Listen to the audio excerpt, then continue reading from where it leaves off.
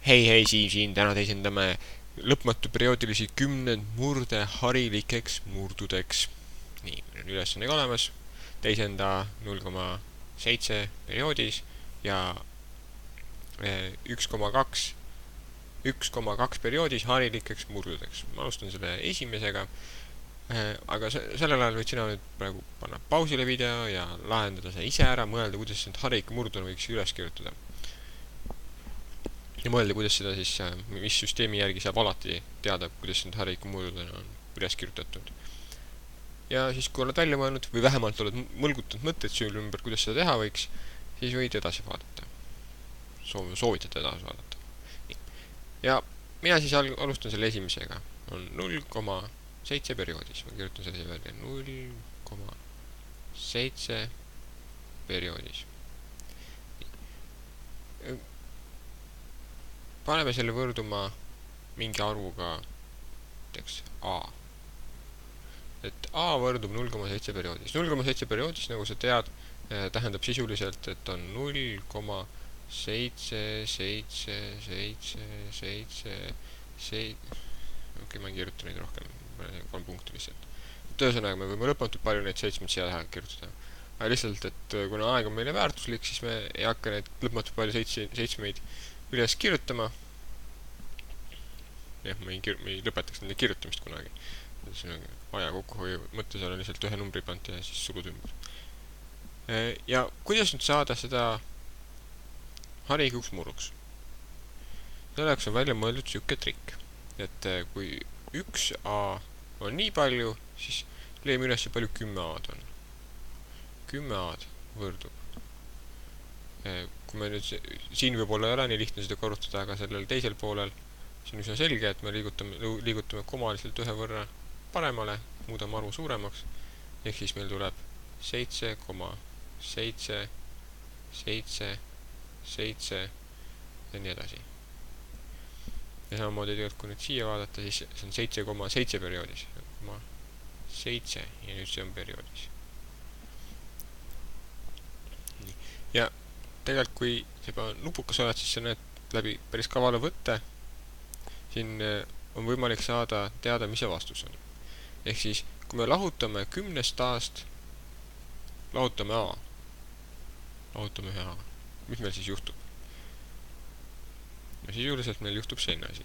Kui meil ühelt poolt lahutasime 10 A-st A, ehk siis võtsime 10 A-st A maha, siis võiks teisel pool ka seda sama teha. Ehk siis võtame 10 A-d on nii palju, 7,777 ja nii edasi, 7 siis.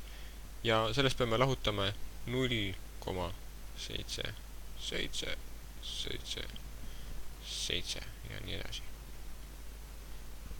Ja lihtsa lahutamise tulemusena ühel pool võid näha kohe ära, et on siin, eks ju, 10A miinus 1A on 9A ja kui teiselt poolt lahutada 7,777, siis need tagumised osad sisuliselt taanduvad välja.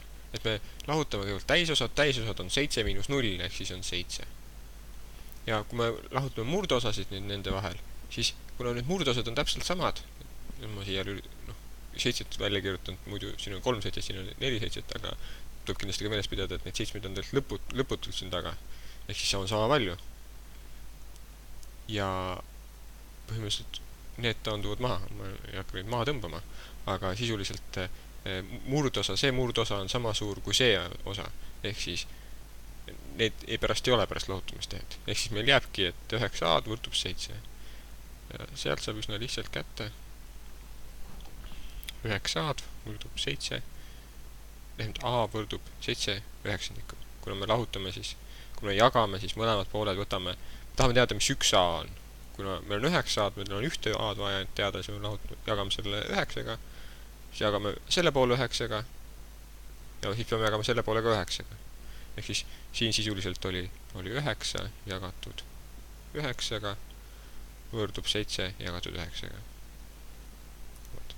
Ja siis need taanduvad maha. Siis me oleme kätte saanud, et teisendatuna 0,7 perioodis on tegelikult 7 üheksandikku. Aga sellega me veel ei ole lõpetanud, sest meil ilmselgelt on siin veel teine ka, teen siia kõrvale selle, siis sul jääb mõlemad jäävad silme ette. Saad, kui sa nüüd enne ei osanud midagi ära teha, siis võid praegu nüüd pausile panna ja siin on analoog ees ja proovi äkki see analoog töötab ka selle peal. Nii et katsetab. Ja mina lihtsalt jätkan, et 1,2 perioodist tähendab 1, põhimõtteliselt 2, rohkem mingit siirta neid tähendab olla ja nii edasi. Ja paneme sellele ka mingi väärtuse, paneme, et see võrdub näiteks B. Ja siis see B on see otsitav harilik murd sisuliselt. Et kuidas ta hariliku muruna välja kirjutatud. Nii, ja egas midagi, teeme selle sama nipi läbi, paneme, vaatame, mis on 10 B-d. 10 B-d võrdub, see on, kui koma lihtsalt ühe korra siia poole, 12,2 perioodis. Ehk siis 12,2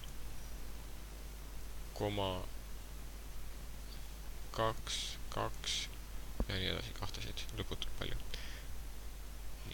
Kuna see nüüd tehtud, see on üsna sarnane selle eelmisega, siis tegelikult me võime minna edasi nii, ehk siis ma lahutan, tahan teada, palju on 10 B-d miinus B. Kuna B on selline 1,222, ehk siis on perioodis 222 ja siin on ka perioodis 222, kui ma need omavahel peaks lahutama, ühe B näiteks, siis nad peaksid maha taanduma, ehk siis see 10 B miinus B on siis 12,22 väga palju neid ja sellest lahutame 1,22 lõputult palju kahtasid. Ja nagu eelmisel korralgi landub siin ära, siis ühelt poolt jääb meil 9 B-d ja teiselt poolt, kuna me lahutame täisosas, et siis siin on 12 miinus 1 on 11 ja lahutame murdosad, see on siis 0,222, miinus 0,222, ehk siis need taanduvad maha, ehk siis midagi muud alles ei jää ja meid huvitab ühe B väärtus, siis me jagame mõlemad pooled 9-ga, see on 9 me muudame sisuliselt 9 korda väiksemaks kõike ja siin taanduvad maha, ehk siis siia jääb poole B võrdub 11 üheksandikku. Ehk siis me oleme kätte saanud, kõrgna siia vastuse moodi asja ka. Vastuse moodi asi 0,7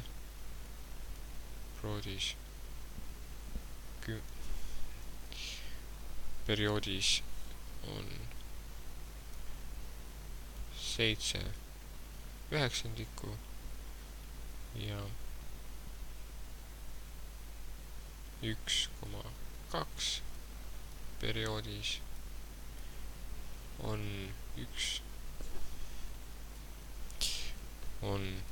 11 üheksandikku. See oleks korraks kõik, ole tubli ja harjutusi!